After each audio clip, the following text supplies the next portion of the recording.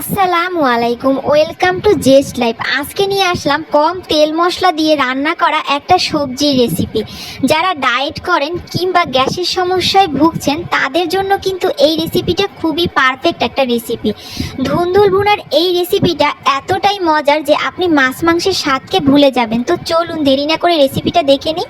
প্রথমে আমি কড়াইতে তেল দিয়ে দিচ্ছি। আমি এখানে 1 টেবিল চামচের মতো তেল দিয়েছি। এরপর আমি কিছু চিংড়ি মাছ দিয়ে এটাকে একটু ভেজে নেব। ওভারকুক করার প্রয়োজন নেই। এরপরে আমি দিয়ে দিচ্ছি পেঁয়াজ কুচি। এখানে আমি একটা পেঁয়াজ কুচি করে নিয়েছিলাম, সেটাই দিয়ে দিয়েছি।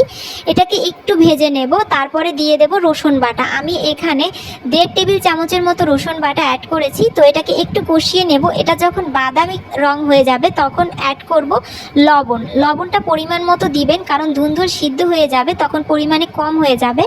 এরপরে দিয়ে দেব হলুদ আর মরিচের গুঁড়ো। আমি হলুদের গুঁড়ো দিয়েছি এখানে 1.5 চামচ, আর মরিচের গুঁড়ো দিয়েছি খুবই সামান্য। আপনারা চাইলে এটাকে অ্যাভয়েড করতে পারেন, কাঁচামরিচও দিতে পারেন। তো আমি একটুখানি কষিয়ে নিচ্ছি। এটাকে কষিয়ে নেওয়ার পর আমি এরপরে পানি দিয়ে দেব ঝোলের জন্য। সিদ্ধ হতে যতটুকু পানির প্রয়োজন, কারণ ধুন্দুল থেকে কিন্তু অনেকটাই পানি বের হয়, এই জন্য এটাকে পরিমাণ মতো পানি দিতে হবে।